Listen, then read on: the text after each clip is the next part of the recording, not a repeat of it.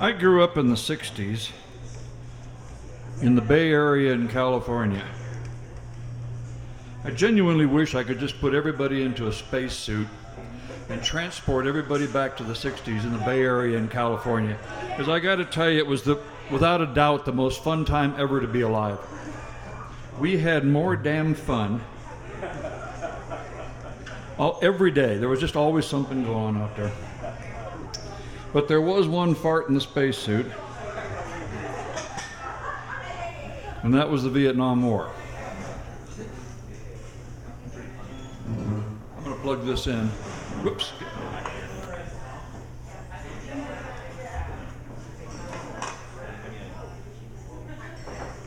I got my cheat sheet just in case. I'm getting old. I can't remember things. I have no volume on here, so you can go ahead and set it. You're on your own.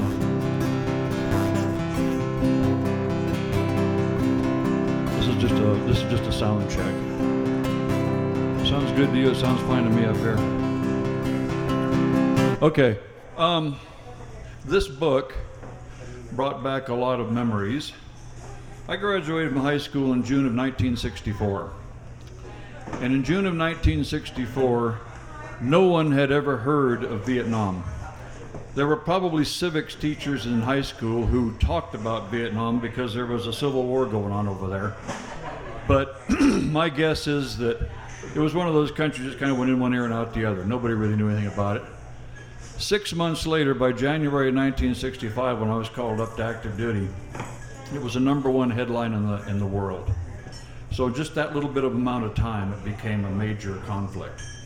And I'm really lucky that my best friend in high school talked me into joining the Navy Reserves with him when I turned 17 in 1963, because I'd probably be a Canadian citizen today. I don't really think I would have gone to the war, because I'm much more of a lover, not a fighter. So the chapter in this book that really got me was the chapter where the kid actually contemplated going to Canada. He went up to a resort on the Canadian border next to a river in Minnesota or North Dakota or some podunk state up there, and spent 3 or 4 weeks in a resort.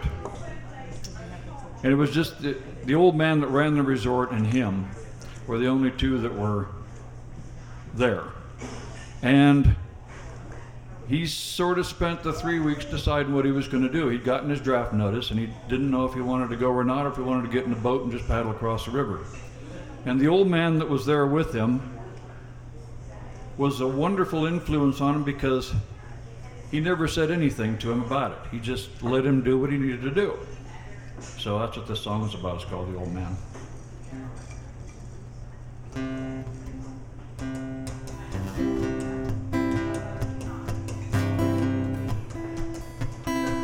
It was a bright summer day on the bank of the river.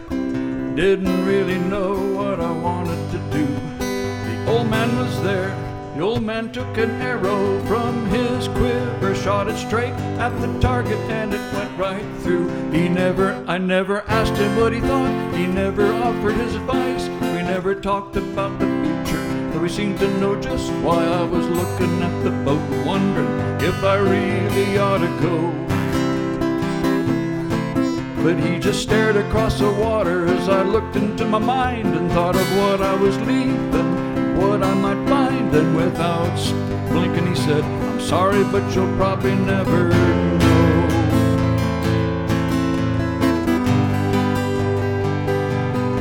He never asked me for a thing, could stay as long as I needed. He knew my need was time and he wouldn't intrude.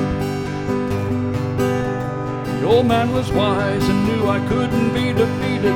I saw his silent smile and my aim rang true. I never asked him what he thought. He never offered his advice. We never talked about the future. He seemed to know just why I was staring at the boat and wondering if I really ought to go. But he just stared across the water as I looked into my mind and thought of what I was leaving, what I might find. And without speaking he said, "I'm sorry, but you'll never really know. Never really know."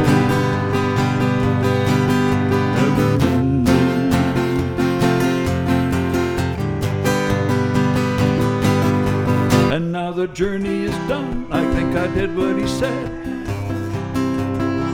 How wise it is to be as silent as stone, and though not taken by the hand, yet easily led into an uncertain future with some seeds to be sown.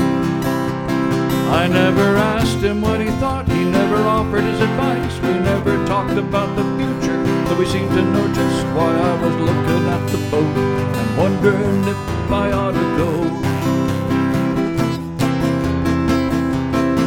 But he just stared across the water as I looked into my mind and thought of what I'd be leaving, what I might find. And without speaking he said, sorry, you'll never know. Never know. I never asked him what he thought, he never offered his advice. We never talked about the future, but we seemed to know just why I was looking at the boat, wondering if I really ought to go. But he just stared across the river as I looked into my mind and thought of what I was leaving, what I might find. And without blinking he said, I'm sorry, but you'll never really